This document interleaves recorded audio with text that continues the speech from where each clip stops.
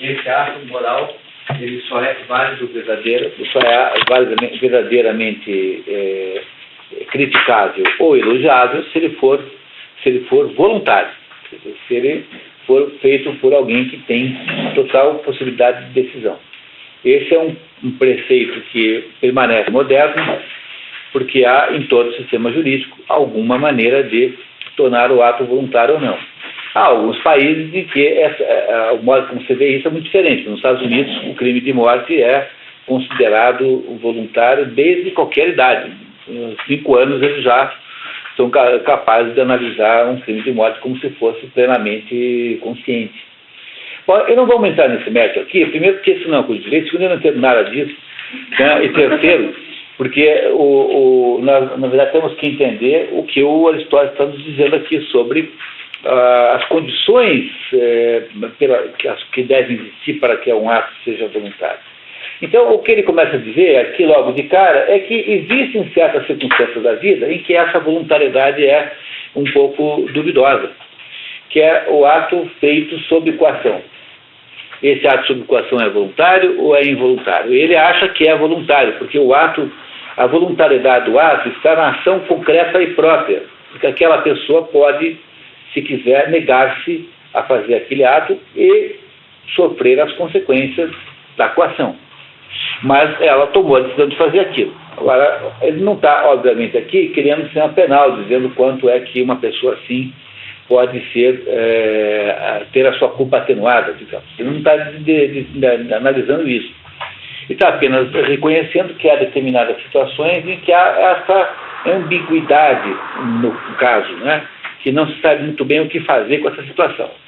Então é o que ele vai nos contar agora. Quem é que gostaria de ler agora, para darmos uma folguinha para o Guilherme? Alguém gostaria de tomar o lugar dele? Voluntário? Eu leio um pouco. Então, Eliane, tá certo. Vamos lá. Quando você quiser desistir, é só avisar. Que tipo de ações, então, devem ser classificadas como compulsórias? Empregado tem uma qualificação que talvez esse termo se aplicasse a qualquer caso em que a causa da ação está encerrada, em coisas externas ao agente e em que o agente em nada contribui.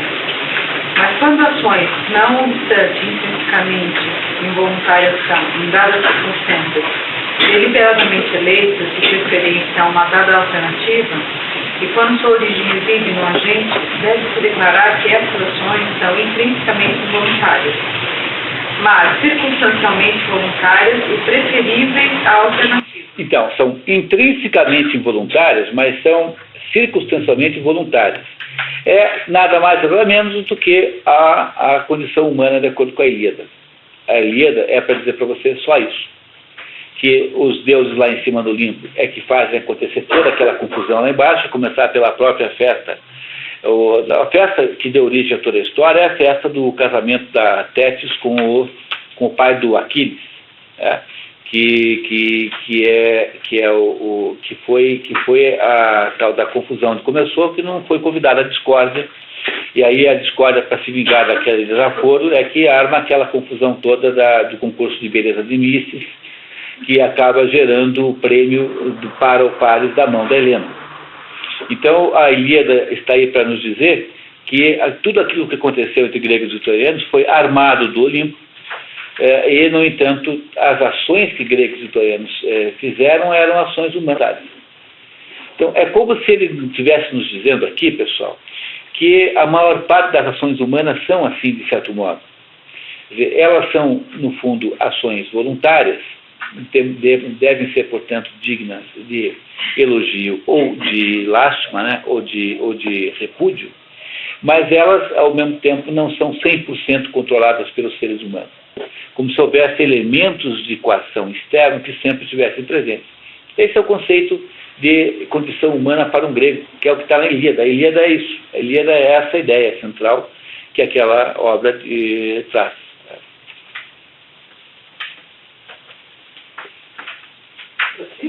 Pois não. Tudo, mas do tipo voluntário, uma vez que a conduta consiste em coisas particulares realizadas e estas, nos casos em falta, são voluntárias. Mas não é fácil estabelecer regras para decidir quais de duas alternativas devem ser eleitas. Isso que os casos particulares diferem a Ou seja, a escolha, que será, afinal de contas, de alguma maneira voluntária, nunca se pode saber qual é a certa, porque há sempre aí sempre aí uma situação particular em cada caso. Não é? É isso.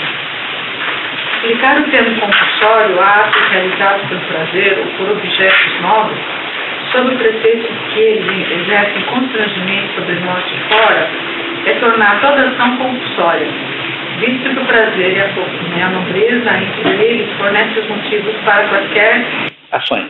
Quer dizer o seguinte, que você toma um copo toda noite porque alguma força, os espíritos, o Zé Pilintra que está te obrigando a fazer, basicamente jogar fora a autonomia moral humana.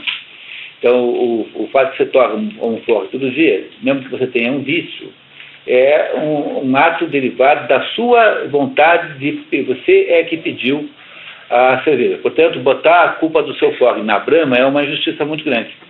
O sujeito que fuma há 40 anos, depois vai reclamar que a Souza Cruz é isso e aquilo, meu filho, você que comprou cigarro, você foi lá e você tomou a decisão de fumar. Então você não pode ficar alcoólatra e colocar a culpa na Brahma, porque você é que toma a decisão de tomar cerveja, e não a Brahma. Entendeu? A responsabilidade do indivíduo, isso é uma coisa que, por exemplo, não se reconhece no direito do trabalho. No direito do trabalho no Brasil é uma situação como se o fulano que é empregado fosse um débil mental completo, uma criança tutelada e que não tivesse nenhuma responsabilidade no contrato. É mais ou menos assim que se pressupõe, é uma inocência presumida do empregado, o que é uma coisa que Aristóteles falou para não fazer há 2.500 anos. Entendeu? Não é para fazer isso, está aqui visado para não fazer isso. Porque o sujeito chega lá e diz assim, olha, nos últimos 30 anos eu não tive sábado e domingo. Trabalhei sábado e domingo 30 anos. Eu trabalhei todo dia 5 horas além do tempo de hora extra. Nunca me deram férias. Se você chegar nos Estados Unidos e se aprumir disso, ele manda te prender. Assim, você é no hospício, você é louco. Se você aceitou isso, você deve ser um tipo aí de pervertido sadomasoquista que achou bacana fazer isso. Entendeu? Aqui no Brasil, o juiz aceita as alegações. Não é uma diferença imensa de perspectiva de vida que há entre essas duas coisas? Você não pode chegar para um juiz e alegar que você ficou 5 anos sem ter férias. Você não pode dizer que nunca te pagaram.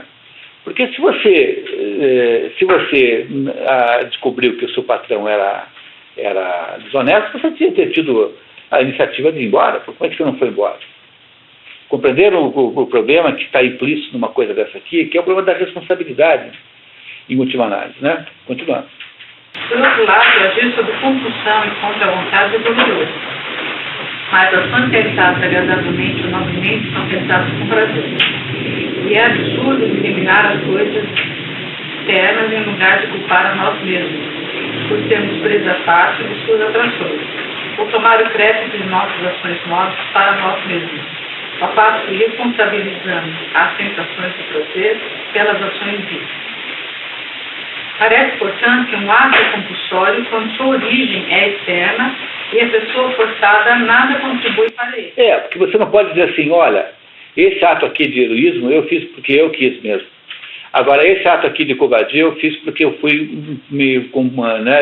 tentado a fazer.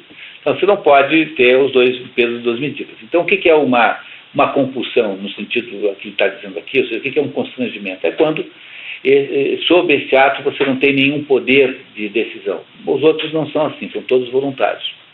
Tá? Continuando. Um ato executado por ignorância é, em todos os casos, não voluntário, mas involuntário. Aristóteles distingue os dois conceitos. Qualifica, né? Qualifica o ato realizado sem a presença da vontade e consciência do agente. Qualifica o ato realizado na ignorância de suas circunstâncias e consequências totais, e, portanto, não determinado pela vontade no sentido pleno. Tá, então essa é uma decisão, é uma diferença muito importante que eu vou explicar aqui para vocês, a gente já vai entender no esquema que foi preparado ali.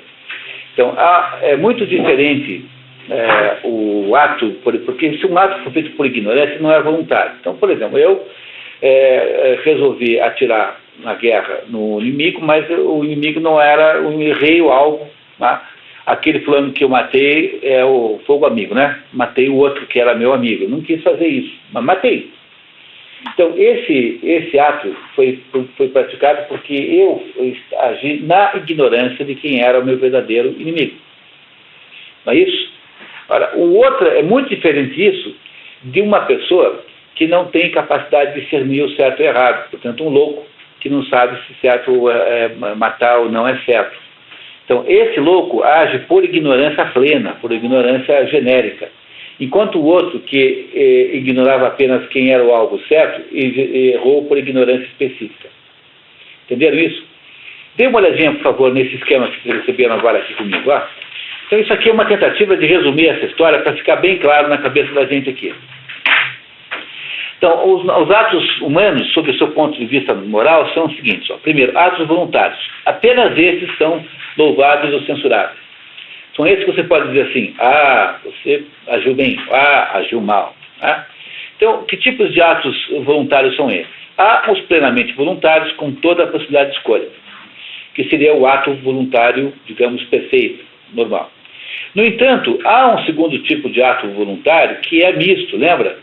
Que é o ato não voluntário, que é o ato coercitivo. O ato coercitivo, ele é circunstancialmente voluntário e, na essência, são circunstancialmente voluntários, na essência, não voluntários. Então, estes atos aqui têm essa conotação mista, por isso é que eles dizem respeito às duas categorias. Depois você tem um ato não voluntário que é feito por ignorância. Mas a ignorância pode ser ignorância genérica e pode ser a ignorância das circunstâncias particulares. Portanto, a ação na ignorância e não por ignorância. Esse tipo de ato, que é feito na ignorância das circunstâncias particulares, é que se chama, para Aristóteles, de ato involuntário. Então, a diferença desse não voluntário para involuntário é essa. Os atos involuntários merecem perdão, mas podem ser agravados por negligência ou responsabilidade. Quais são as possibilidades de ignorância que conduzem esses atos involuntários? São aquelas 6 que estão lá embaixo. Primeiro, a ignorância do agente. Essa nunca dá certo, porque não cabe, né? Essa ignorância não dá certo, porque ninguém tem o direito de se enganar a respeito de si mesmo, né? Porque não funciona. Então, essa não tem cabimento. Bom, o segundo é ter a ignorância sobre o ato que foi feito. Você contou e não sabia que era segredo. Você ignorava a natureza do ato. Esse é um tipo de ignorância que é involuntária. Segundo, você ignorava a coisa. Você confundiu o amigo com o inimigo. Você deu o tiro no sujeito errado. Terceiro, a ignorância do instrumento. Você usou uma bala real em vez de uma bala de festim. Quantos e quantos livros policiais não contam essa história, né? Que na peça de teatro, de repente, aquele fulano lá cai morto de verdade, porque alguém trocou a bala de festim pela... Claro que aí, no caso, é um crime, é um ato voluntário. Mas veja, você não sabia, confundiu as duas e usou a bala verdadeira quando era para usar de festim. Você se enganou com o instrumento. O ato involuntário do efeito. Você deu deu penicilina para alguém que era alérgico à penicilina e você não sabia. Ou então, a maneira. Você foi lutar lá karatê com fulano e deu um golpe mortal no fulano, embora você não quisesse ter feito isso. Entenderam? Essas aqui são as circunstâncias que criam a involuntariedade do ato.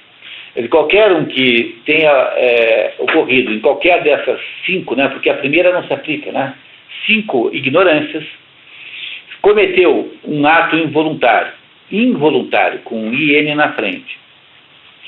Esse ato involuntário merece perdão, mas ele pode ser, mesmo assim, criminalizado se você tiver feito uma negligência. Por exemplo, o sujeito...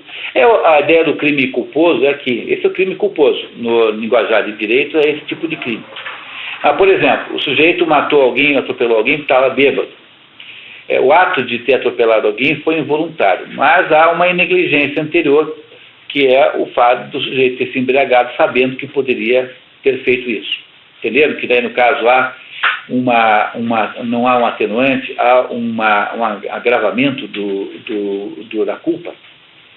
Por exemplo, o sujeito está bêbado e aí então matou alguém numa briga. Ele não queria de fato matar o fulano lá, foi um homem que se barrou na rua.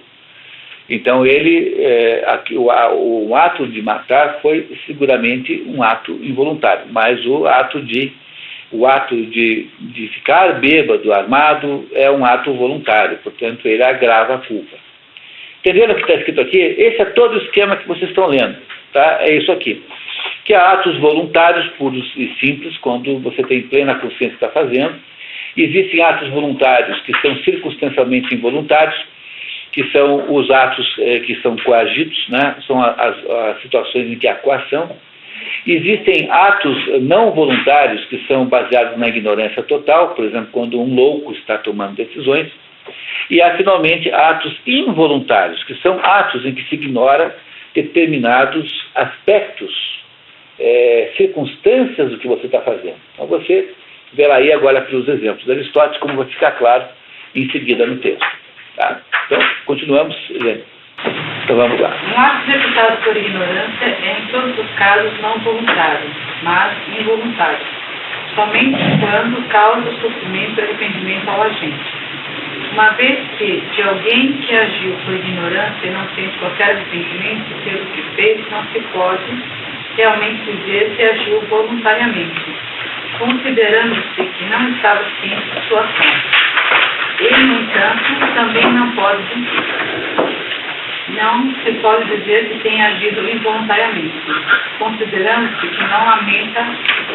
Um louco que pratica um crime não se arrepende do crime que praticou, porque ele não sabe que matar é errado, né? Um sujeito que é doido. Então ele teve um ato não voluntário. Agora, só seria um ato involuntário. Agora imagine o seguinte: você fez lá, errou um negócio tal, deixou o negócio solto e acabou matando alguém. Entendeu? Por sua culpa, alguém morreu. Você não sente remorso e culpa depois? Então, sentir o remorso e a culpa é uma garantia de que o ato é involuntário e não é um ato não voluntário.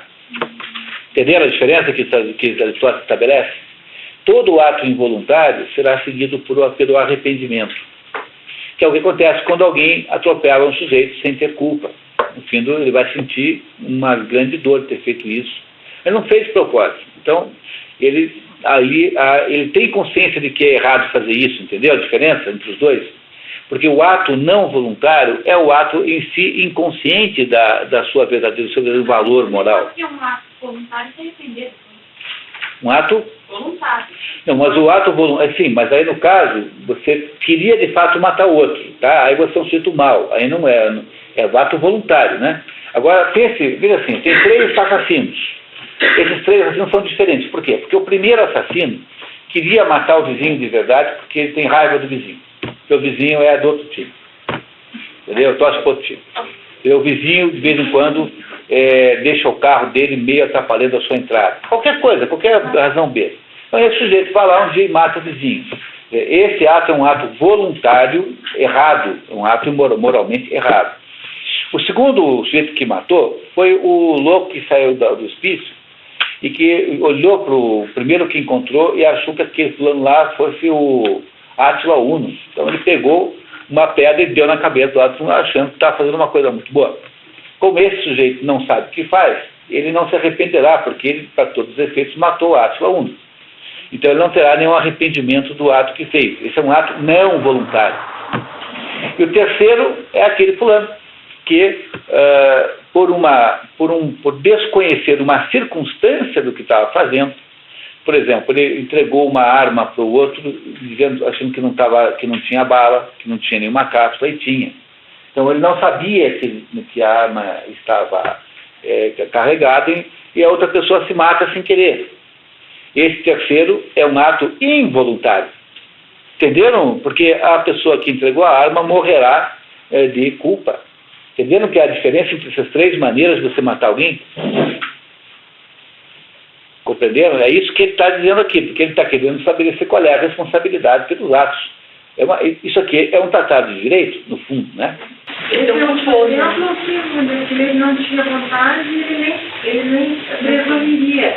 A diferença do culpa, ele não tinha vontade, mas ele, como um homem prudente, deveria ter... Ele foi negligente. Então aí você tem um agravante. Quer dizer, aquela culpa né, no primeiro caso há dolo. No primeiro caso há dolo. No segundo caso, não há dolo nem culpa, porque o sujeito não sabe o que faz. E no terceiro caso, há culpa, mas essa culpa é agravada eventualmente por uma negligência. Porque você poderia ter olhado, né? Você foi irresponsável. É o caso do pai deixar uma arma e a criança... Isso mesmo. É o caso do motorista bêbado. Tá? O motorista não é negligente, ele é irresponsável, é outra coisa. Ele faz um ato anterior, que é um ato que inconsequente, né? Do qual ele não vê as consequências, não antecipa as consequências, devia antecipar. É o caso de quem deixa uma determinada máquina funcionando de um certo modo que permite que alguém se machuque. E assim por diante. Quer dizer, aí, embora não haja dolo à culpa, essa culpa ela é uma culpa agravada. Pelo quê? Porque há aí alguma coisa que agrava. Entenderam o que ele está querendo dizer? É uma teoria de direito isso aqui, não é isso? Tá? Então é isso que ele está explicando agora, em outras palavras, que eu acabei de resumir para vocês. Então a gente ganha alguma velocidade agora na leitura do texto de Aristóteles. Atos realizados por ignorância, portanto, se enquadram em duas classes. Se o agente se arrepende do ato, pensamos que ele agiu involuntariamente. Se ele não se arrepende dele, a fim de caracterizar a distinção, podemos chamá-lo de agente não voluntário, já suposto que o caso é distinto, convém que lhe atribuamos um nome especial. Então ele faz a diferença de não e in, para justamente fazer essa diferença entre esses dois, né? Que um se arrepende, outro não. Mas... agir por, através devido à ignorância, contudo parece ser diferente de agir na ignorância, pois quando o homem está embriagado, ou tomado por um acesso de raiva, não se pense que suas ações são realizadas devido à ignorância, mas devido a uma ou outra das condições mencionadas, embora ele realmente haja inconscientemente, a saber, na ignorância. Ora, é verdadeiro que todos os homens maus são ignorantes do que devem fazer e do que devem se abster de fazer, e que esse erro é a causa da injustiça e do vício em geral. Mas essa é uma ignorância genérica e não das circunstâncias, tá? É diferente, tá? Mas o termo involuntário, efetivamente, não se aplica a uma ação na qual o agente é ignorante dos seus verdadeiros interesses. A ignorância que torna um ato censurável não é ignorância devida na escolha moral. Essa ignorância constitui vício. Vale dizer, não é uma ignorância geral, porque é essa a tida como sendo censurável, mas ignorância particular, ignorância das circunstâncias do ato e das coisas e indivíduos humanos afetados por ela, pois nesse caso o ato é objeto de compaixão e de desculpa, porque aquele que age na ignorância de quaisquer dessas circunstâncias é um agente involuntário. Entenderam isso? É um sujeito mau que acha que matar os outros, roubar os outros é bom. É qualquer criminoso. Né? Por isso que há a ideia de que o pior crime de todos é o crime econômico, no sentido de que é o crime que o sujeito usa, o crime para viver. Porque esse é um crime perfeitamente consciente. Porque o sujeito que matou o outro no acidente de trânsito está sobre uma situação de, digamos, de excepcionalidade emotiva. Crimes passionais são assim. São coisas que podem acontecer com qualquer pessoa, né? Qualquer um pode matar o outro, então todo mundo já pensou na vida 30 vezes em matar alguém. É só sair de carro na rua. É claro, como você tem consciência moral, você depois desiste de fazer isso. Por que eu vou matar alguém por causa disso, por carro fechado? Não vai. Mas se você pensou. Né? Não é isso? Né? Então, o crime passional é um crime inevitável, porque ele é um crime desse tipo involuntário. Porque a pessoa está na ignorância das consequências. Agora, o crime econômico, que é aquele sujeito que organiza um sequestro, que escolhe a vítima, que faz o controle da vida daquela pessoa. Esse é o crime pior de todos.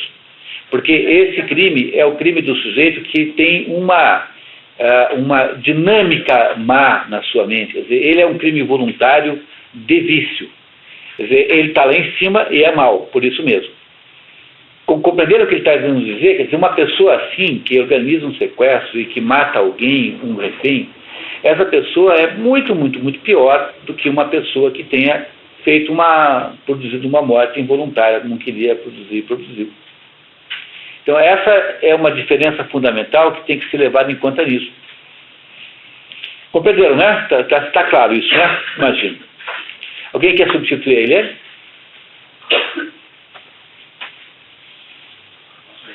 Ayrton, muito obrigado, né? Talvez então seja bom especificar a natureza e o número dessas circunstâncias.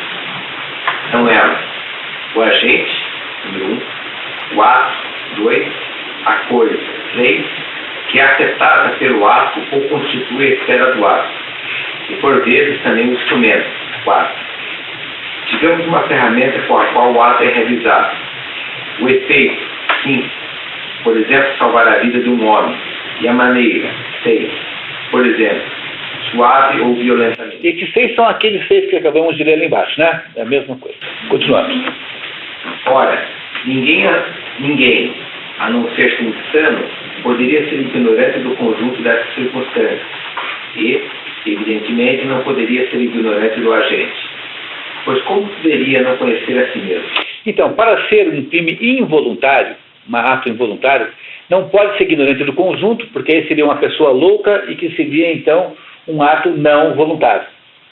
Tem que ser, tá, não é isso? Tá? Tem que ser uma ignorância de uma parte dessas circunstâncias. É isso que gera o ato involuntário. Entenderam, né? Tá, então continuamos. Mas um indivíduo pode ser ignorante do que está fazendo, 2, como, por exemplo, quando as pessoas dizem, escapou, enquanto eles estavam falando, ou eles não estavam cientes de que o assunto era um segredo. Como Ésquilo diz, se referindo aos mistérios. Pode ler a nota. O célebre dramaturgo Ésquilo foi acusado de ter desvelado os mistérios de Deméter numa de suas tragédias. Teria colocado o que aqui é produzido por Aristóteles na boca de um personagem. Provavelmente foi alegando esse tipo de ignorância na sua defesa que obteve a absolvição. Ele foi de fato processado por isso. Os mistérios de Deméter são os mistérios de Eleusis, né? Deméter é a deusa, é a Ceres, né? Deméter para os romanos é a Ceres para os gregos. Desculpe, o contrário, né? A Ceres é a deusa do trigo, né? Da agricultura, né? De onde vem a palavra cereal, mas basicamente do trigo, mais qualquer outra coisa, que é o cereal, digamos, mais nobre de todos é o trigo. Embora haja outros, né? Então, às vezes acontece isso. O René Guénon foi acusado no livro O Rei do Mundo de contar segredos, tanto é que os professores hindus do René Guénon brigaram com ele, romperam com ele por causa desse livro.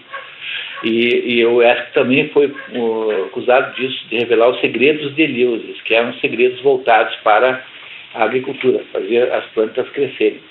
Eleusis é um lugar perto de Atenas, onde havia um templo para Deméter, que era a deusa grega equivalente a Ceres latina. Então, nesse caso, há um tipo de ignorância involuntária, entenderam? Há um tipo de, portanto, de ato de involuntariedade nisso. Você não sabia que não era para contar. Então você vai lá e conta. Ou que eles pararam quando pretendiam somente mostrar como funcionava, quando o prisioneiro suplicava na catapulta. Isso é um fato que aconteceu lá naquela época. Foram lá mostrar, não sei como funcionava a catapulta. Então colocaram lá um prisioneiro no lugar da pedra para dizer, olha, então para ter o peso, né, para baixar. E aí dispararam, que não era para disparar, né? E jogaram lá o sujeito lá a 500 metros de distância. Entendeu? Então, você não queria ter feito isso, mas fez, entendeu? Mas não era essa a ideia do início, era apenas mostrar como funcionava a máquina, e não catapultar o coitado. Né? Tá.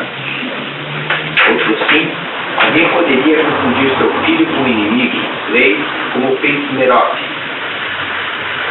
no presponto do livro. Essa peça só tem fragmentos, você não consegue ler essa peça, tem uns pedacinhos só que sobraram.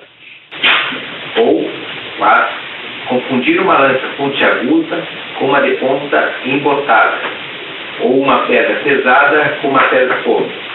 Ou, 5, alguém poderia matar um indivíduo administrando-lhe um medicamento com a intenção de lhe salvar a vida. Ou 6, na luta livre, golpear um homem enquanto se pretendia apenas agarrar sua mão. Portanto, a ignorância é possível relativamente a todas as circunstâncias do ato. Aquele que tem agido na ignorância de qualquer uma delas é considerado como tendo agido involuntariamente, e, especialmente assim, se é ignorante das mais importantes delas, e as mais importantes circunstâncias parece ser a natureza do próprio ato e o efeito que ele produzirá. Tal é, portanto, a natureza da ignorância que justifica nosso discurso de um ato como involuntário, dado a condição complementar do agente lamentar e se arrepender de tê-lo cometido. Como regra geral, o que prova que houve um ato involuntário é o arrependimento do agente.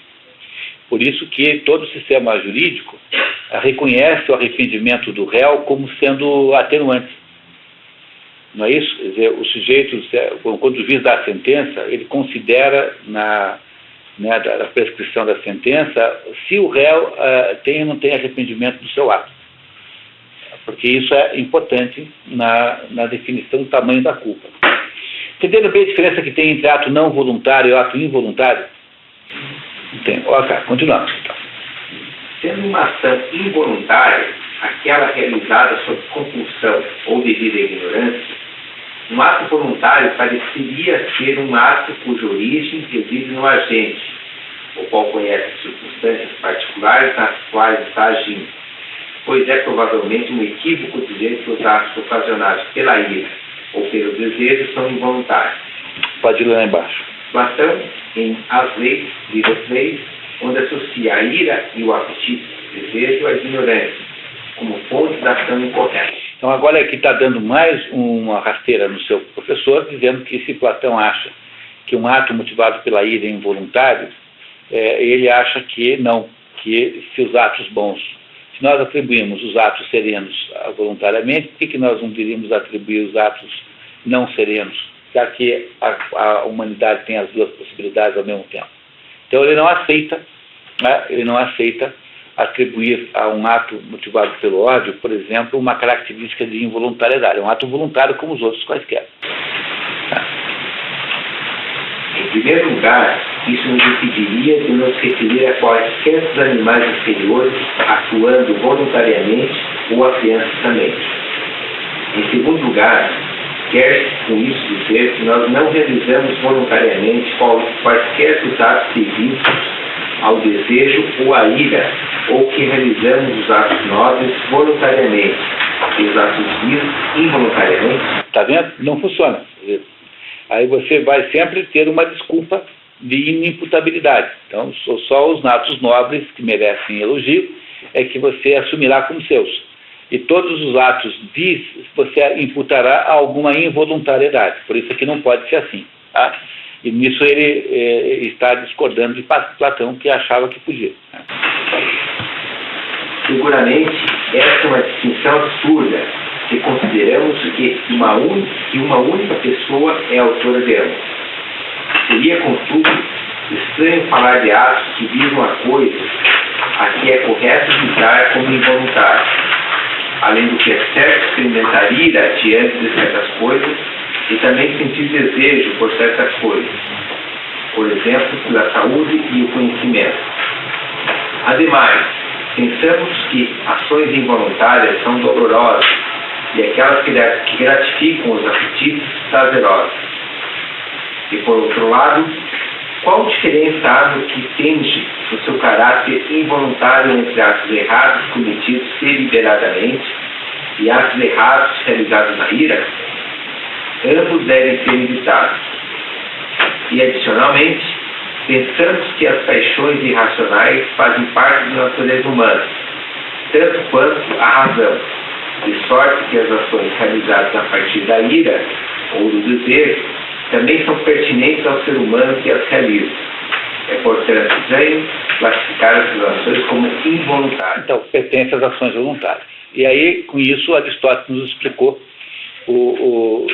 fez uma digressão sobre a voluntariedade do ato, né, o ato moral. E agora ele vai passar para outro assunto muito interessante. Está claro, pessoal? Vamos em frente? Aglaeton, por favor. Uma vez definidos o voluntário e o involuntário, nos cumpre em seguida sondar a natureza da escolha, pois essa parece estar estreitamente vinculada à virtude e propiciar uma discriminação mais segura da variedade do caráter do que aquilo que proporcionam nossas ações. Então, a palavra escolha no original aqui é proairesis. Proairesis. Este proairesis tem o mesmo sentido de prometeu. Prometeu é antes, né? Então, a escolha envolve aí na palavra grega, que na palavra portuguesa desaparece, uma reflexão anterior sobre o que é certo fazer. Então, a palavra escolha aí envolve necessariamente uma reflexão. O Prometeu chama-se Prometeu porque ele pensa antes do que vai fazer. Ele tem um irmão chamado Epimeteu. E o Epimeteu é aquele que pensa depois. Portanto, aquela confusão toda que é o mito do nascimento da humanidade, né, é a tal da confusão, porque o Epimeteu ficou encarregado por Zeus de dar a cada um dos seres que existiam na Terra uma habilidade. Então ele saiu distribuindo.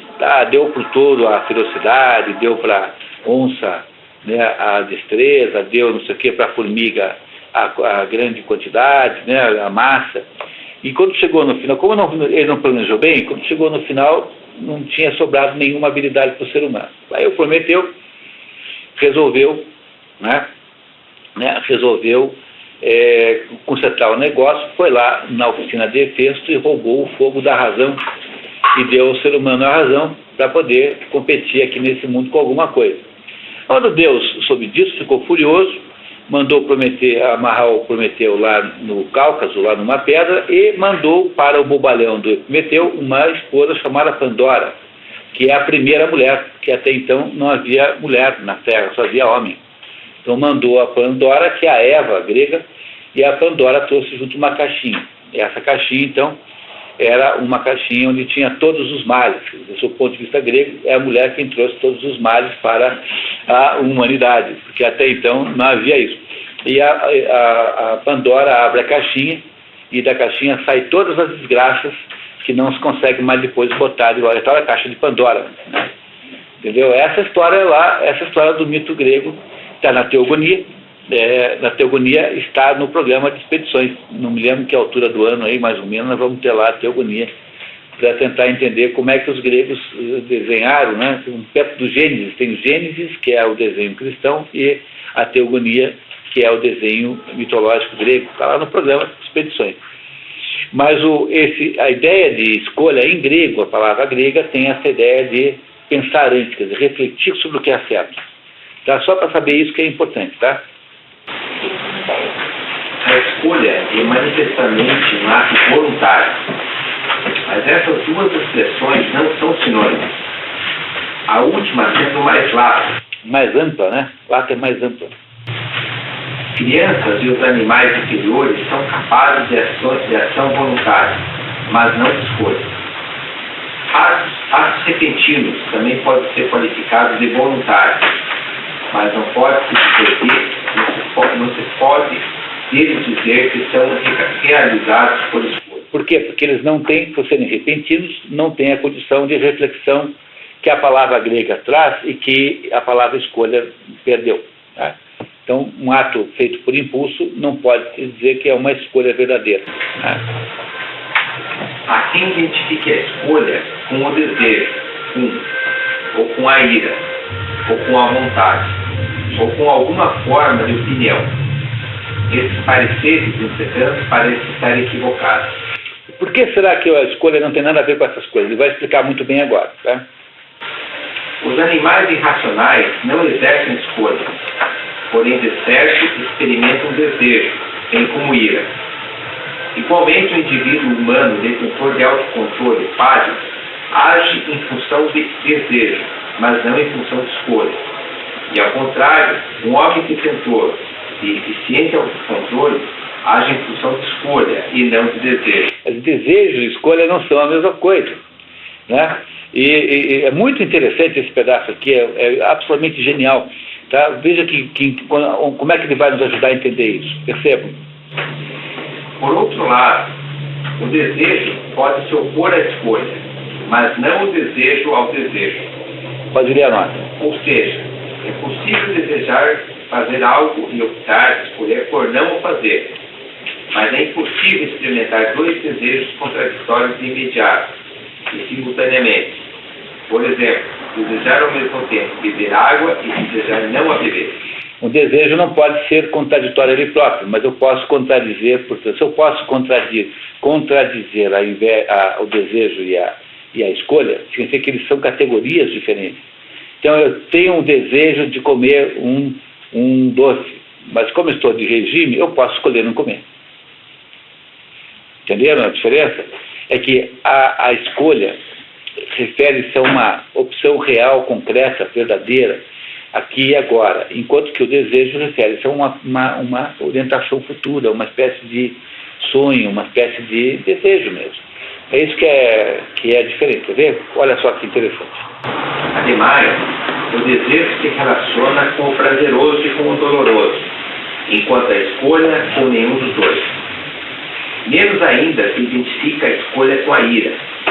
Atos realizados a partir da ira parecem bem longe de serem realizados segundo uma escolha deliberada. Muito pelo contrário, são atos impulsivos, onde não houve nenhuma escolha. E a escolha não é certamente uma vontade, embora pareça intimamente aparentada. A escolha não pode ter por objeto impossibilidade. Se um homem dissesse que escolheu algo impossível, seria dado como um insano. Mas é possível que aspiremos, tenhamos vontade de, a coisas impossíveis. Por exemplo, a imortalidade. Você pode desejar a imortalidade, mas você não pode escolher a imortalidade, porque a imortalidade não é um cardápio de um restaurante que você pode dizer, eu quero esse. Entendeu? Você pode desejar a imortalidade, mas a escolha não, porque a escolha é sempre concreta, real e concreta. Assim, no fundo, qual é a conclusão? É que a escolha é sempre uma coisa associada a um meio, e o desejo é sempre alguma coisa associada a um fim. Entenderam essa diferença? O desejo é alguma coisa que eu quero. Então, como é que é a vida humana? A vida humana é isso, né? Porque você passa a vida desejando coisas. Então, você quer casar com o Tom Cruise, você quer morar não sei aonde, numa casa com piscina em Beverly Hills, você quer ser cirurgião neurológico maior do mundo, mas as suas escolhas não são o Tom Cruise ou o Brad Pitt, é o Joãozão e o Pedrão, que são os maridos possíveis. Entendeu? É um pouco desanimador isso, né? Né? Um pouco desanimador isso, mas essa precisa ser a escolha e o desejo, porque o desejo ele não precisa estar referenciado à realidade. Aquilo que eu digo certo, né? Às vezes é preciso sacrificar a metafísica do desejado no altar da geometria do possível. Quer dizer, essa é a diferença entre o desejo e a escolha. Porque o desejo é uma espécie de sonho, e a escolha não é. A escolha é uma coisa concreta e real, verdadeira, possível, né? Vamos ver, ele vai continuar nos ensinando. Também podemos aspirar àquilo que não pode ser assegurado graças à nossa própria ação. Por exemplo, que um ator ou um atleta em particular vença uma competição. O que todo mundo quer que seu time seja campeão. Mas isso não depende da nossa própria decisão. Nós não podemos escolher a vitória desse daquele time, porque a vitória desse daquele time está ali à minha vontade. Então ela é apenas um desejo e não uma escolha. Né? Muito bem. Você pode tentar manipular, mas mesmo assim, né? Entretanto, ninguém escolhe o que não depende de si, mas somente o que pensa poder ser atingido por suas próprias ações. Acrescente que a vontade, inspiração, visa a fim de preferência a meios, ao passo que a escolha visa ao que contribui para a consecução do fim. Por exemplo, aspiramos a ter saúde, mas escolhemos coisas que nos tornem saudáveis e nos tornem saudáveis. Aspiramos a ser felizes, e essa é a expressão que empregamos nesse sentido. Mas não seria apropriado dizer que escolhemos ser felizes, visto que, genericamente falando, a escolha parece dizer respeito a coisas que se acham dentro de nosso próprio controle. E é por isso que o Viktor Frankl diz que felicidade é um efeito colateral, que felicidade é o resultado das suas escolhas. A escolha não é felicidade não é alguma coisa que você deve almejar, como ela é alguma coisa que você pode desejar, mas ela não é uma escolha. Eu escolhi ser feliz, tá? Isso não é possível fazer. Você será feliz se as suas escolhas reais, concretas e possíveis forem capazes de produzir esse efeito. Essa é toda a ideia da filosofia, da metodologia psicológica de Viktor Frankl. Ajudar o sujeito a fazer a escolha certa, porque a felicidade terá decorrência disso. Então, a felicidade,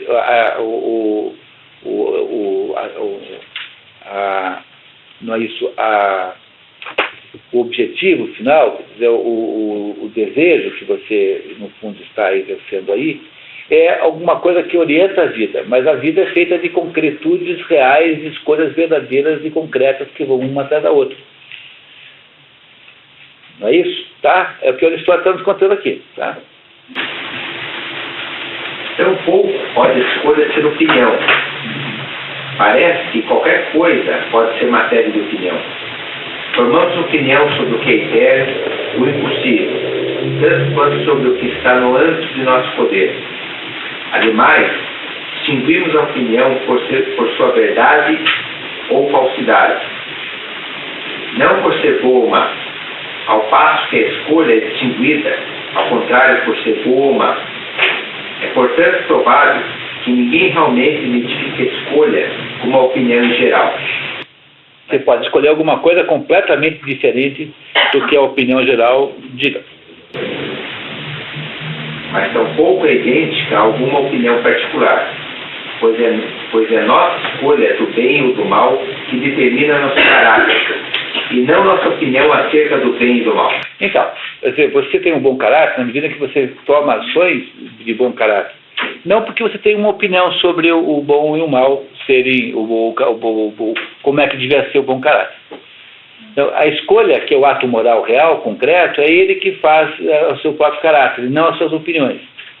Novamente, aqui estamos no reinado, né, do reino da realidade concreta e objetiva. E a opinião não. A opinião é um mundo, né, difuso, né? A gente não sabe se acredita nela ou não. E escolhemos tomar ou evitar alguma coisa boa ou má, mas opinamos sobre o que uma coisa é, ou para quem é proveitosa, ou como é assim. Não formamos exatamente uma opinião quanto a tomar ou evitar uma coisa. E a escolha é louvada por estar relacionada ao objeto certo, e não por estar corretamente relacionada a ele. Isso aqui essa tradução aqui está medonha e incompreensível. Eu fui pesquisar nos outros livros, né? Então eu vou fazer uma mudança na tradução para ficar legível, esse pedacinho. Então vamos lá, mudem aí, por favor. E a escolha é mais louvada, por estar relacionada ao objeto certo, em vez de não ponha do que, por estar corretamente relacionada com ele. A escolha é mais louvada por estar relacionada ao objeto certo do que por estar corretamente relacionada com ele. Quer dizer, a escolha, estando na direção certa, está bom. Tá? Enquanto que a opinião deveria ser igual à verdade. Entenderam a diferença? E só é compreensível se a gente muda a tradução. A escolha é mais louvada por estar na direção do objeto certo do que a opinião. Tá? Enquanto a opinião, pode continuar agora. Enquanto a opinião, por estar verdadeiramente relacionada ao seu objeto. Então, a opinião é assim. Tá? do que é feita a Lua. Se eu digo que a Lua é feita de queijo, eu estou completamente errado. A minha opinião sobre o modo como a Lua é feita é errada. Entendeu? Então a opinião é verdadeira na medida em que ela é veraz, né? Em que ela corresponde aos fatos. Mas a escolha não. A escolha não precisa ser veraz, ela precisa estar ligada com o que é certo.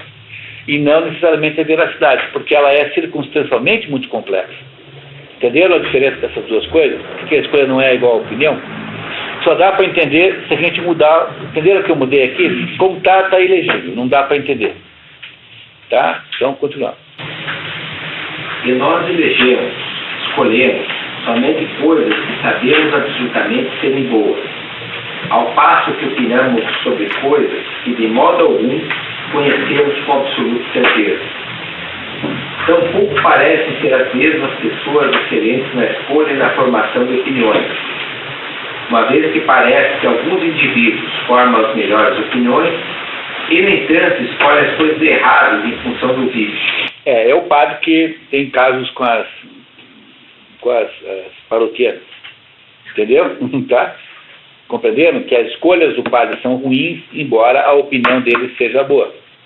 Então, ele, quando vai na missa dizer que tem que ter uma vida tal, está falando certo. Mas a escolha não é equivalente àquilo que ele diz.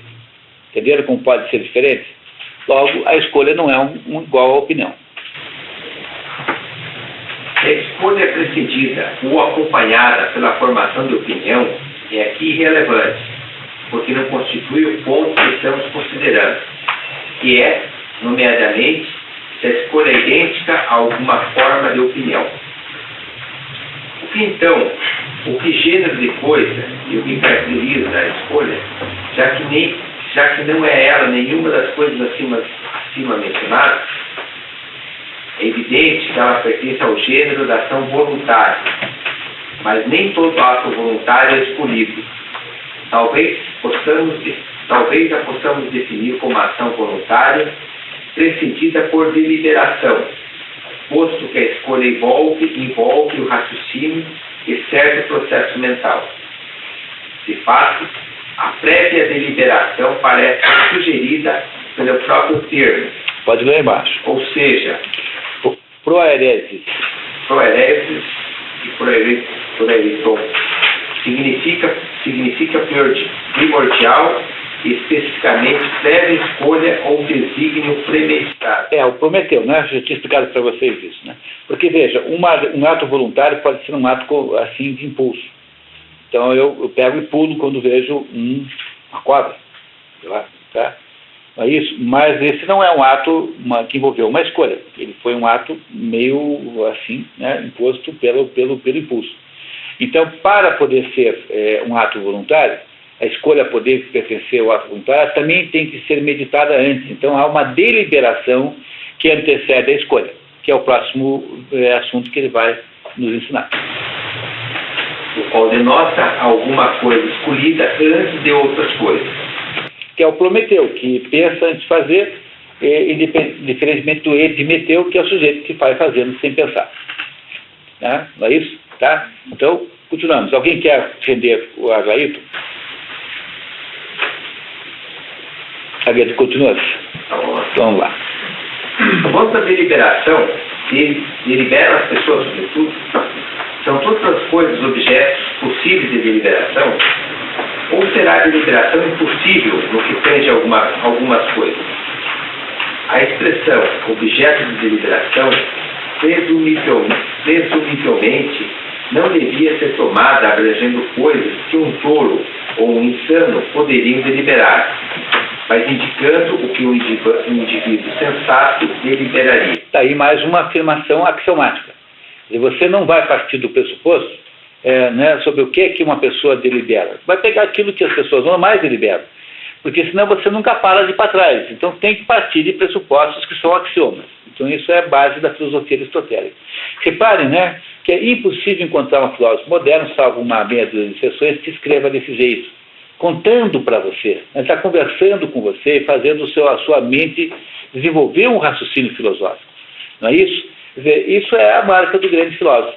aquele que está lidando com o problema de um modo gradual, inteligente, que está construindo uma abordagem na sua cabeça, e não um sujeito que criou meia dúzia de palavras estranhas e fala delas como se todo mundo soubesse o que elas significam, como é o caso da maioria dos filósofos modernos, né, que são insuportavelmente chatos.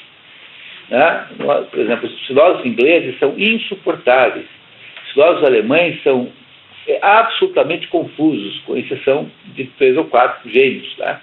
Como Russell, por exemplo, Edmund Russell, como, por exemplo, Schelling, como, por exemplo, Max Scheler, são filósofos maravilhosos, mas você pega aquelas confusões que o Kant inventa, tudo é confuso, tudo é uma confusão absoluta. Então, são textos impenetráveis. Agora, de vez em quando aparece alguém que é impenetrável, como o Edmund Russell, que é um gênio. Então, tem alguma exceção, né? Então vamos ver o que ele vai nos dizer agora. Ninguém delibera sobre coisas eternas e imutáveis, tais como a ordem do universo, a incomensurabilidade da diagonal e o lado do quadrado. O fato de que a diagonal é maior que o lado do quadrado, ninguém fica debatendo sobre isso. Entendeu? Compreenderam? O modo de traduzir está meio estranho, mas é essa a ideia. Ninguém discute o fato de que o quadrado, o lado e a diagonal são diferentes. Tão pouco sobre coisas mutáveis, mas que obedecem a um processo regular determinado pela necessidade ou pela natureza, ou por alguma outra coisa, a saber, fenômenos como os solstícios e o nascer do sol. Tem também a respeito de ocorrências irregulares, tais como secas e chuvas. Igualmente, não deliberam sobre os produtos do acaso, como descobrir um tesouro escondido. Nada disso é objeto de debate, né, de decisão humana. É isso que ele quer dizer. Debate pode ser no sentido de estudar as causas, mas não é para você decidir. Será que amanhã vai nascer o sol ou não vai? Entendeu o que está dizendo? Será que amanhã vai amanhecer ou não vai? Isso não é um processo de decisão humana, não está à altura da humanidade fazer isso, né? A razão pela qual não deliberamos sobre essas coisas é que nenhuma delas pode ser produzida por nossa ação. Entenderam isso? Nós não deliberamos, não decidimos aquilo que a nossa ação não pode produzir. Portanto, deliberar sobre a vida humana é uma coisa que a gente devia pensar bem. Essa é uma razão pela qual é ilegítimo defender a não pena de morte, por exemplo. Bom, continuamos. Deliberamos sobre coisas que estão sob o nosso controle e que são atingíveis pela ação, as quais são, efetivamente, as únicas coisas que ainda restam para serem consideradas, já que a natureza, a necessidade e o acaso, com a adição da inteligência e o agir humano em geral, esgotam o elenco geralmente aceito de causa. Quais são as causas que podem fazer alguma coisa existir? A natureza, a necessidade, por exemplo, uma coisa que implica numa outra necessariamente.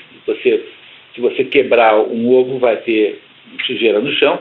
O acaso, coisas que acontecem sem você programar. E a ação humana. São essas 4 causas possíveis. Veja que Aristóteles não está falando aqui de Deus, né? Porque ele pressupõe que Deus seja alguma coisa que é pressuposto do sistema. Quer dizer, Deus é pressuposto, ele não discute Deus. Deus é obrigatório, não é possível não existir Deus. Porque como seria possível que o mundo existisse se não houvesse uma causa inicial? Então ele já pressupôs que Deus existe e não está discutindo Deus concretamente. Então ele diz que, aqui ele está dizendo isso, né? Que as 4 causas possíveis são a natureza em si própria, a necessidade. O que é necessidade? É quando uma coisa obrigatoriamente produz outra. Implica noutra, não tem jeito. Então uma coisa é consequência natural de outra. O acaso, que é quando acontece sem que a gente saiba por quê. E por último, a ação humana organizada. Então alguém que construiu essa casa queria fazer uma casa aqui. São essas as 4 causas. Então o ser humano só tem acesso à deliberação sobre as coisas que ele pode mudar, ou seja, ações que são suscetíveis de terem causas humanas, que não são todas. Ele coloca com a adição da inteligência. O acaso não... Com a adição da inteligência, quer dizer, além do acaso, da necessidade da natureza, adiciona-se a inteligência ao agir humano, que é a 4ª causa. Tá? Mas não deliberamos tampouco sobre os assuntos humanos a não admitir exceções. Por exemplo, nenhum lacedemônio, que são os espartanos, delibera sobre a melhor forma de governo para a Sítia. Qualquer conjunto particular de homens delibera a respeito das coisas realizáveis por suas próprias ações. Quer dizer, o fato de que nós temos acesso a deliberar sobre coisas humanas não quer dizer que essa potência de deliberação seja universal, porque você não manda na casa do vizinho. Então, você delibera apenas na sua casa sobre de que modo que é que se frita os ovos, se é de um jeito, de cabeça para baixo, de cima para baixo. Então, o modo como fritar ovo, só você decide na sua casa só. O vizinho terá outra ideia sobre isso. Não é isso? Tá? Entendendo? Quer dizer, mesmo assim, mesmo que nós só possamos deliberar sobre coisas às quais temos acesso como agentes, mesmo assim, esse poder de deliberação é limitado. Ademais, não há espaço para deliberação sobre matérias plenamente definidas e completamente formuladas como ciência, como é o caso da ortografia, uma vez que não alimentamos dúvidas quanto a como uma palavra deva ser soletrada. Quer dizer, você não tem direito de deliberar se a letra A escreve como escreve hoje, ou se vai escrever com um rabinho para cada lado. Isso já está convencionado que é assim. Tá? Pronto. Deliberamos sobre coisas nas quais a nossa ação opera, mas não produz sempre os mesmos resultados, o que constitui exemplo das questões da medicina e dos negócios. E deliberamos sobre a navegação mais do que sobre o treinamento do atleta, uma vez que foi menos cabalmente reduzida a uma ciência, e de maneira análoga no que toca a outras atividades. Quer dizer que como já há uma forma de treinar um atleta, para os gregos, né? Enquanto a navegação é um assunto mais complexo, menos conhecido e menos normatizado, o método de treinamento de atletas é muito mais sistematizado. Então, quanto mais sistematizado menos você delibera, porque mais é natural que você faça conforme está determinado. Então, aqueles assuntos que não são tão sistematizados quanto a navegação podem sofrer maior especulação, portanto, podem ser decididos com mais amplitude. E deliberamos mais a respeito das artes do que a respeito da ciência, porque temos mais incerteza acerca delas. Porque a ciência, aqui no sentido, por favor, entenda, né, que não é ciência do sentido moderno. Né? Por exemplo, o sujeito que há muito mais complexidade de decisões na poesia, por exemplo, do que na arte do marceneiro, que vai fazer essa mesa aqui. Entendeu? É essa a diferença. Então, quanto mais aberto for, maior é o potencial de deliberação. Quanto mais fechado for, menor. Quer dizer, nós não deliberamos de modo igual sobre todas as coisas. É uma gradação de poder de deliberação. A deliberação, portanto, é empregada em matérias que, embora sujeitas a regras que geralmente são para o bem, são incertas quanto aos seus resultados e consequências, ou nas quais resultados ou consequências são indeterminados, e nas quais, quando a matéria é importante, solicitamos a ajuda de outros no nosso deliberar, desconfiando de nossa própria capacidade de decisão. Além disso, não deliberamos acerca de fins, mas acerca de meios. Um médico não delibera se irá curar seu paciente. Ele quer curar o paciente, ele não fica dizendo assim, será que eu vou curar esse sujeito? Ou não? O médico parte do pressuposto que o objetivo da sua profissão é curar as pessoas. Então, o fim não está em discussão. Está assim, será que eu dou uma aspirina? Ou será que eu dou lá não sei o quê? Ou será que eu faço uma operação plástica? Enfim, claro que eu estou aqui dando exemplos absurdos, né? Mas, compreenderam? Então, você não delibera sobre o fim, delibera só sobre o meio. Quando o meio está muito bem estabelecido, porque é uma ciência muito claramente definida, então aí você não delibera mais. Você faz o que está escrito no livro, entendeu? Vai lá. Então, por exemplo, um médico, quando vai operar um paciente, ele não fica assim, será que eu podia pensar numa técnica operatória em que eu vou operar pela orelha, porque aí não sei o que. Não, o médico diz assim, bom, a técnica operatória para esse assunto, que é recomendada pelos, né, o Surgeon General, é essa aqui. Pá. Então, o que faz o médico é fazer aquilo que está no livro. Por quê? Porque a arte da medicina tem um grau de desenvolvimento e de estabelecimento de técnico que já é suficiente para isso. Agora, pense numa situação completamente contrária, pense numa situação em que você não tem a menor ideia de como é que faz, você vai ficar tentando isso e aquilo, a sua possibilidade de inventar soluções para uma outra situação qualquer é muito diferente, não é? Isso é o que o Dr. House faz naquele programa. O que ele faz? Ele fica deliberando sobre coisas que aparentemente não deveria fazer. Não é essa essencialmente a atitude do Dr. House? Quer dizer, ele, de alguma maneira, está acima dos livros. É isso que o torna atraente, porque ele parece um médico liberto da necessidade de seguir uma determinada regra. Todos os outros querem seguir a regra, mas ele não segue, porque ele olha para o assunto de um patamar mais alto.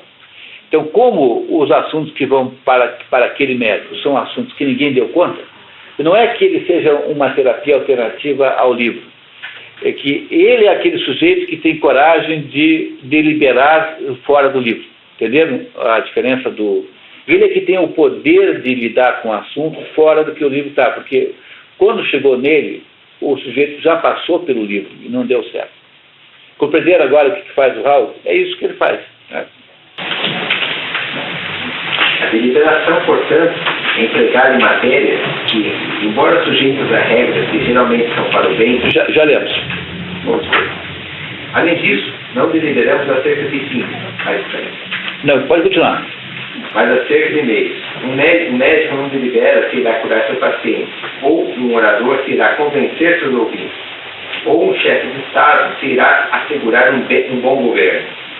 Como tampouco irá qualquer pessoa discutir a respeito do fim de sua profissão ou vocação. Essas pessoas tomam algum fim por certo e consideram como e por quais meios esse fim pode ser atingido. Entendeu? O que as pessoas deliberam é nos meios, não no fim.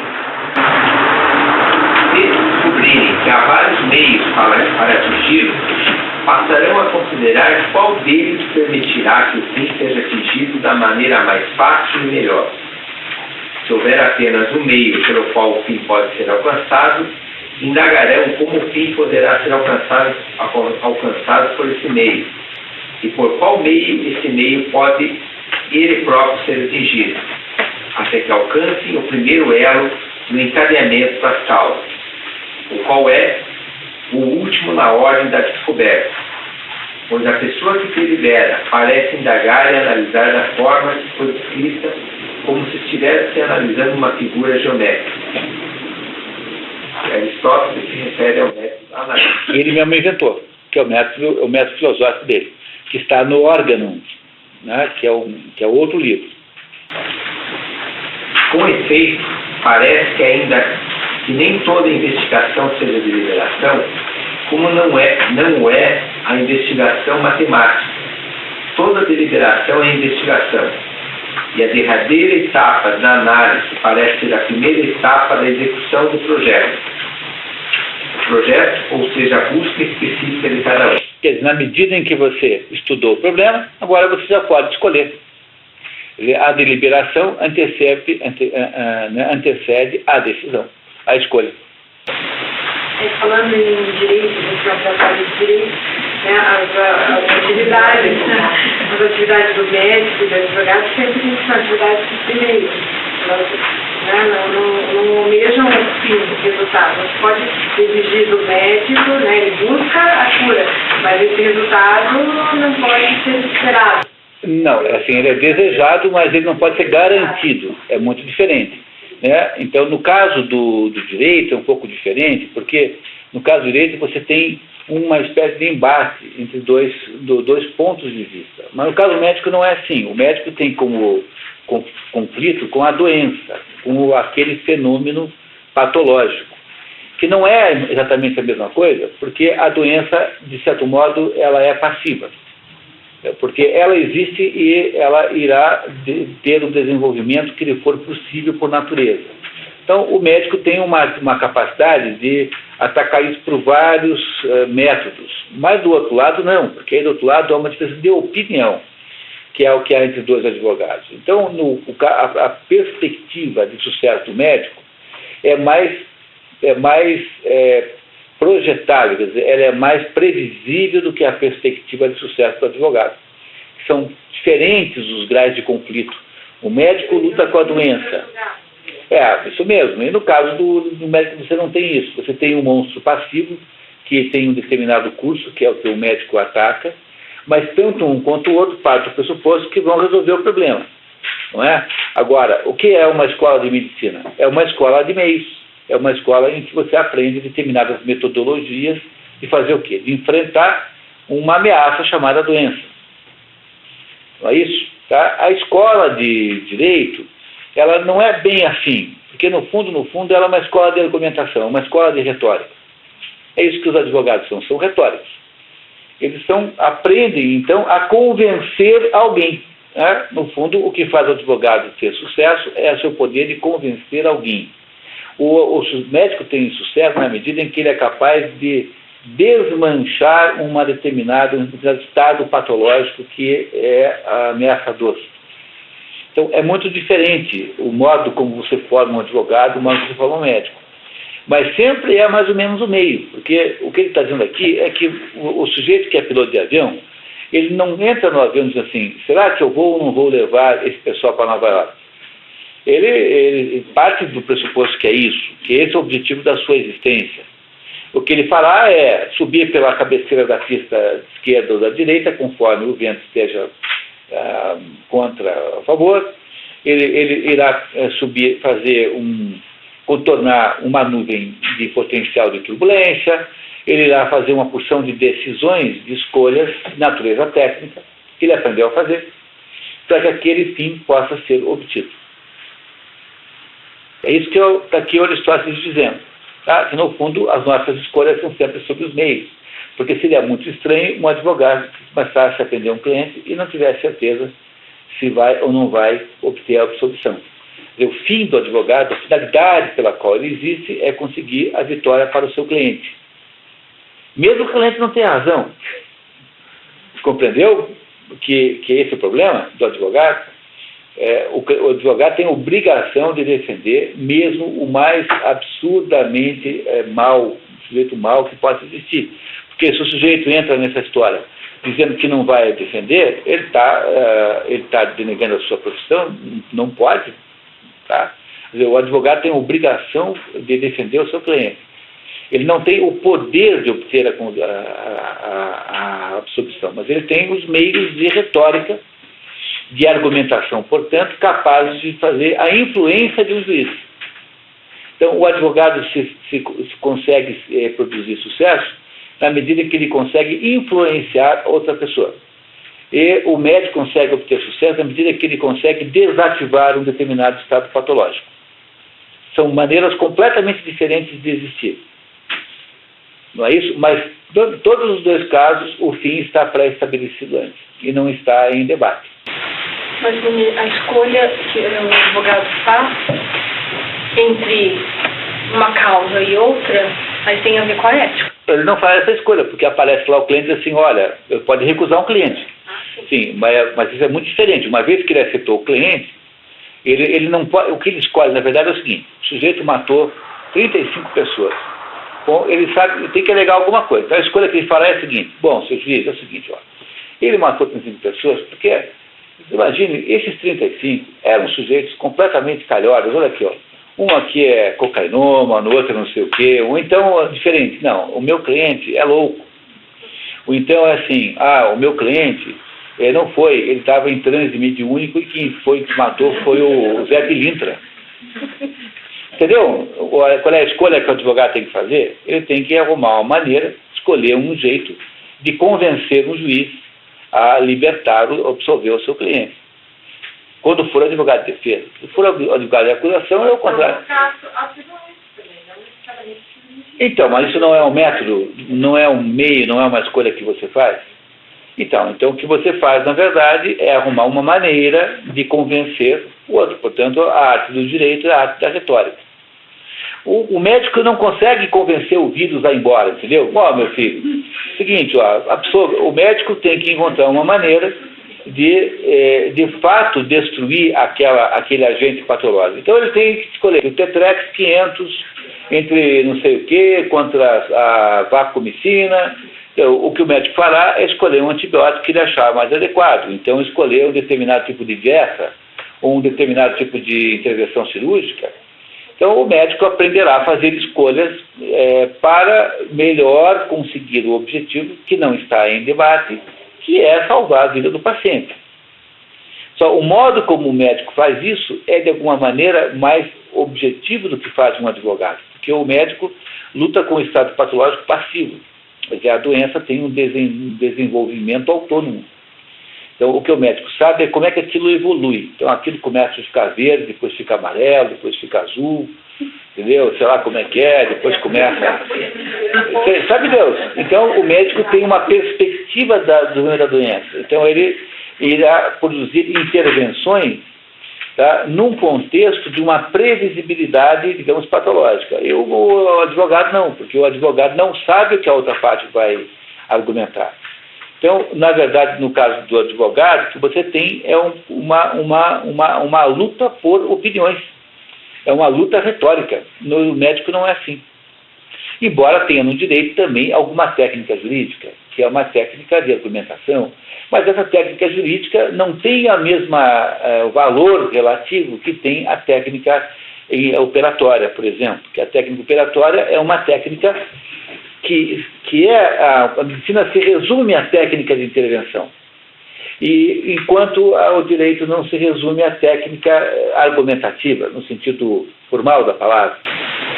Agora, as cirurgias plásticas são obrigações de resultado. O médico, né? Mas toda intervenção médica tem que ter resultado. Não, assim, mas não se busca o meio. Ele não pode justificar que ele buscou o meio do resultado onde era almejado. Ele tem que ser realizado. Mas assim, todas as doenças, muito mais que no cirurgia plástica, quando o sujeito vai lá e tem lá um câncer, é igualzinho. Quer dizer, ele vai lá para se salvar. Quer dizer, o fato de que pode não ficar bom o resultado da cirurgia plástica, essa possibilidade ela é natural, quer dizer, ela é uma possibilidade natural de não dar certo. Como também é claro que conforme a doença, há uma maior ou menor probabilidade de sucesso. Mas isso não depende da argumentação do vizinho, entendeu? Do outro oponente, depende da natureza da doença que você está lidando. Então, se você é cancerologista, você terá mais cadáveres nas suas mãos do que um sujeito que arruma a unha encravada, né? Se for o contrário, deve ser muito grave, não é isso? Porque a complexidade das situações patológicas é muito diferente. Agora, no caso do direito, você tem de certo modo, uma certa imprevisibilidade de resultado. Embora tenha uma gradação de possibilidade de sucesso, porque alguns casos são muito óbvios, sempre haverá algum argumento possível do outro lado que seja desconcertante.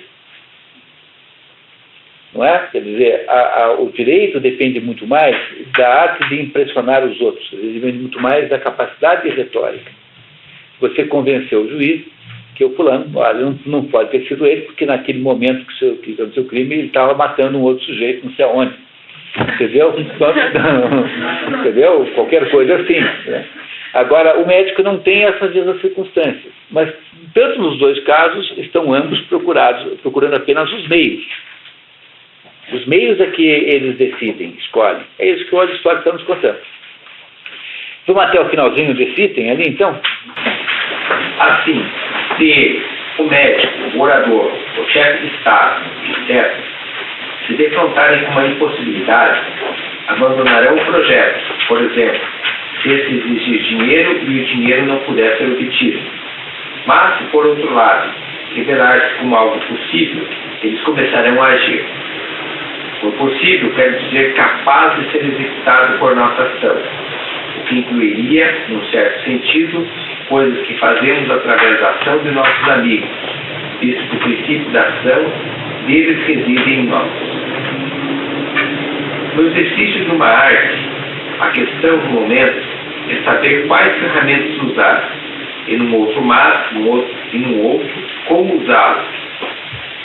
Similarmente, em outras esferas, temos que considerar, por vezes, que meios empregados, e outras vezes, como exatamente determinados meios devem ser empregados. Parece, portanto, como tem sido afirmado, que o ser humano é o princípio fundamento de suas ações. Origem, tá? Isso. E que cabe à deliberação descobrir as ações a serem realizadas dentro da esfera do próprio poder do agente. E todas as nossas ações visam a finalidades que são distintos delas mesmas. Infere-se que não deliberamos a respeito de fins, mas a respeito de meios. Nem tampouco deliberamos nós a respeito de fatos particulares, como por exemplo, eis um pão, ou esse pão está bem assado, uma vez que são matérias de percepção direta. Pronto, aí nesse momento aí está a origem da fenomenologia de Edmund Husserl. Tá? Essa frase de Aristóteles é a origem da filosofia de Edmund Husserl, fenomenologia, que é a ideia de que há a ideia da percepção direta. Por favor, não confundam isso, né, com psicologismo. Não se trata de uma percepção psicológica, mais filosófica, mais conceitual. Essa frasezinha aqui é a origem da filosofia de Edmund Husserl, 2.500 anos depois. Então, algumas coisas você não precisa demonstrar. O fato que eu existo, o fato que vocês estão aí, é óbvio e indiscutível o fato que vocês estão aqui. Então, se eu fosse tentar demonstrar isso, eu passaria horas tentando fazer isso para tentar demonstrar uma obviedade, porque vocês de fato existem, estão aí. E é preciso partir de algumas coisas cuja percepção é direta e não intermediada pela nossa inteligência. Essa é a ideia de Aristóteles aqui, tá? Também você não deve ficar deliberando isso. Será que vocês existem? Então, preciso estabelecer uma série de testes aqui. Compreendendo que isso é perda de tempo, é bobagem? Porque há uma capacidade no ser humano de perceber diretamente determinadas existências. E é por isso que nós não devemos deliberar sobre isso, que é outra proibição à deliberação que faz Aristóteles. No fundo, nós deliberamos apenas a respeito de meios, mas não a respeito de fins ou de obviedades. Que a realidade não existe, por exemplo? A ideia de que será que a realidade existe? Será que eu existo? Será que eu não existo? Se o Aristóteles entrasse uma aula de filosofia no mundo moderno, a primeira coisa que ele faria, eu acho que era pegar um cacete e sair dando cacetadas em todo mundo assim. Você não existe? Pá! Dá uma cacetada. Então o que está doendo? Entendeu? Agora, não está doendo? Então você existe. Então. Vamos lá. A deliberação tem que se deter no fato particular, ou embarcará num processo ad infinito. Ad infinito, quer dizer, um processo infinito, né? O objeto da deliberação e o objeto da escolha são o mesmo, com a ressalva de que, quando uma coisa é escolhida, já foi determinada, uma vez que é aquilo que foi decidido como um resultado da deliberação que constitui o objeto da escolha, pois todos param de indagar como agirão, logo que trazem o princípio fundamento da ação de volta para si mesmo e para a parte dominante de si mesmo. Que é a razão, tá? Que é a razão. A parte dominante não é a razão. Pois é essa parte que escolhe.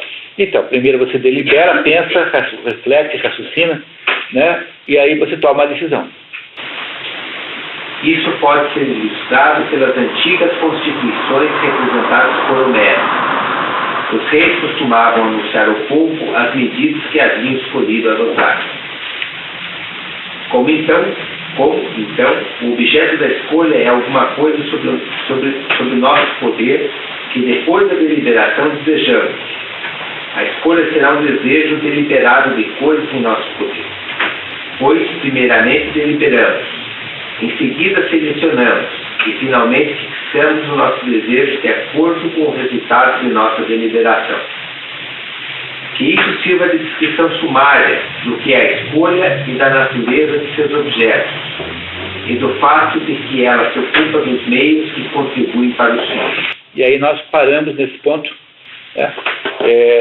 na nossa perseguição aqui do que Aristóteles quer nos mostrar sobre a natureza do comportamento humano. Então, não sei se vocês estão se dando conta, porque aqui você tem elementos de sociologia, elementos de direito, todas as ciências modernas aí estão mais ou menos alicerçadas aqui. Nenhum outro livro do Aristóteles tem tanta amplitude, tem tanta aplicação variada como tem esse aqui. Então é uma espécie de livro príncipe que o Aristóteles escreveu para nós aqui. Então, daqui a 15 dias, nesse mesmo bate-local, continuamos essa conversa aqui. E até lá, né? Então, muito obrigado. Vamos até lá. Boa noite.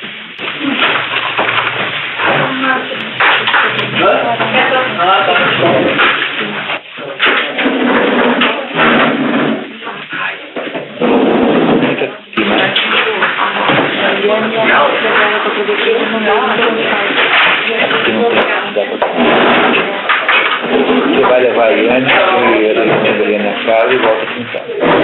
Não para você fazer isso?